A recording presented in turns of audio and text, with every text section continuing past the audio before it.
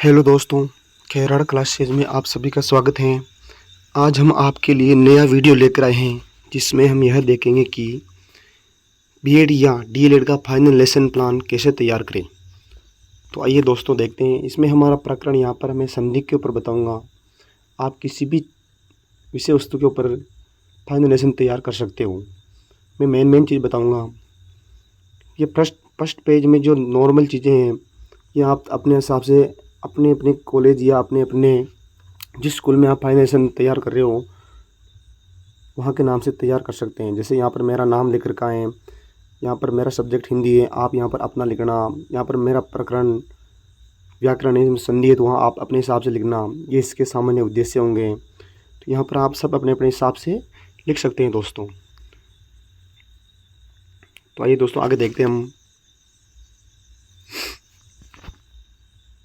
ये सबसे पहले सामान्य उद्देश्य हैं।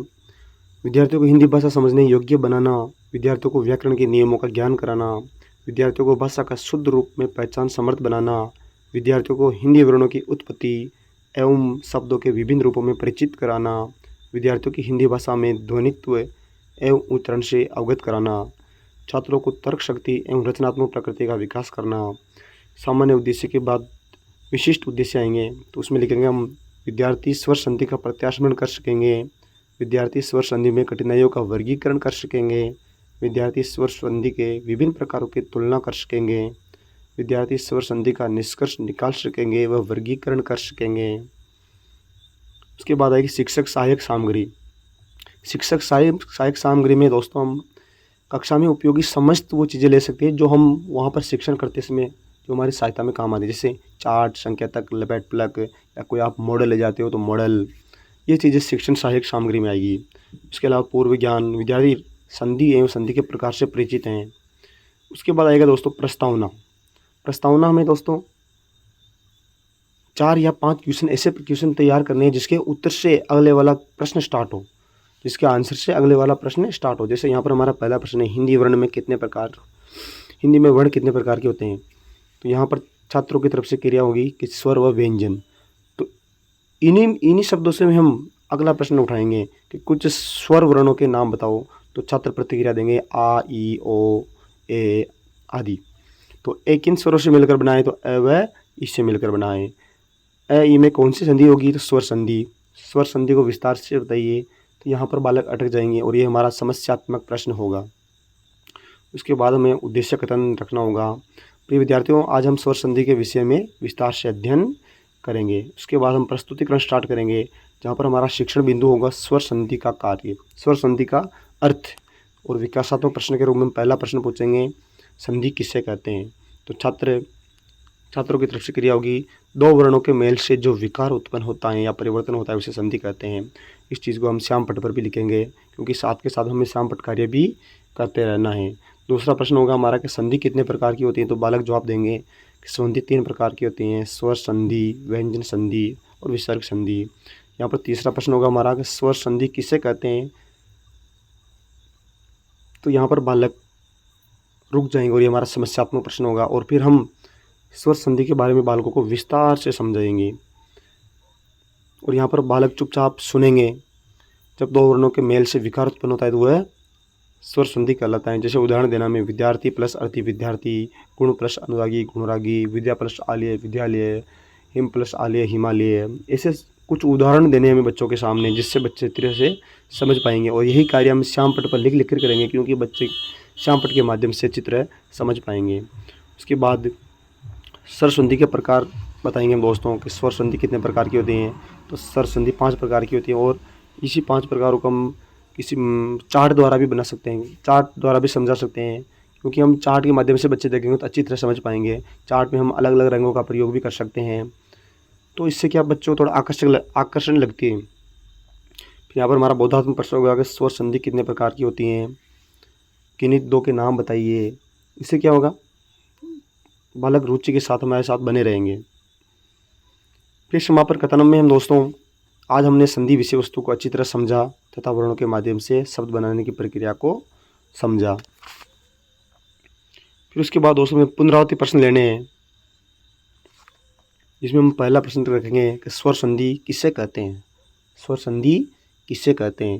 उसके बाद दूसरा प्रश्न होगा स्वर संधि का अर्थ बताइए। स्वर संधि का अर्थ बताइए। तीसरा प्रश्न होगा स्वर संधि के कितने भेद होते हैं। और चौथा प्रश्न होगा स्वर संधि के भेदों के नाम बताइए। यहाँ पर हम सब अपने अपने हिसाब से अलग अलग प्रश्न भी ले सकते हैं। जरूरी नहीं है जो क्वेश्चन मैंने लिखे हैं वही क्वेश्चन आप भी ले। यहाँ पर सब अपने अपने हिसाब से क्वेश्चन ले सकते हैं। यह केवल पुनरावृत्ति क्वेश्चन होंगे जो इससे पहले जो हमने पाठ्य सामग्री बच्चों के सामने प्रस्तुत किया ना, उसी में से ये प्रश्न लेने हैं, पुनरावृत्ति प्रश्न, जिससे बच्चों की पुनरावृत्ति हो सके। उसके बाद अंतिम में हम गृह कार्य देंगे बच्चों को कि स्वर संधि की परिभाषा व प्रकार लिखकर समझाइए। दूसरा प्रश्न 5 उदाहरण प्रत्येक संधि के, जो स्वर संधि में 5 प्रकार समझाए, 5 प्रकारों में उदाहरण बच्चों से हम पाठ्यपुस्तक ढूंढ कर लाने के लिए कहेंगे। तो बच्चे क्या पाठ्यपुस्तक में ढूंढेंगे। तो इसी तरह बच्चों में रुचि के साथ बच्चे इस काम को करेंगे। और अंतिम में यहाँ पर हस्ताक्षर होंगे, यहाँ पर पर्यवेक्षक के हस्ताक्षर होंगे। तो दोस्तों ये हमने देखी पूरी पाठ्य योजना। ये थी मेरी पाठ्य योजना जो मैंने बनाई है, ये स्वर संधि के ऊपर थी। यहाँ पर दोस्तों आप अपने हिसाब से अपना प्रकरण के हिसाब से इनको चेंज कर सकते हो दोस्तों।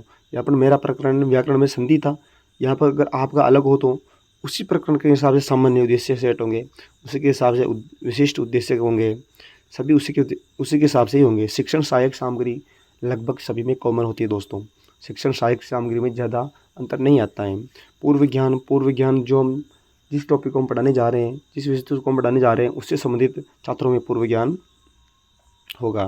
प्रस्तावना प्रश्न में हम जिस टॉपिक को हम पढ़ाना चाह रहे हैं उससे संबंधित प्रस्तावना प्रश्न होगा। और प्रस्तावना प्रश्न में स्टार्टिंग बिल्कुल ऐसे प्रश्न से करनी है जो बालक आसानी से उसका उत्तर दे सके, सरल से कठिन की ओर। मतलब ऐसा प्रश्न बालकों के सामने रखना है कि लगभग सभी छात्र उसका उत्तर देने में सक्षम हो। कुछ एक हो सकता है कुछ बालक इसका उत्तर नहीं दे सको, लेकिन अधिकतर बालक इसका उत्तर देने में सक्षम हो सकते हैं।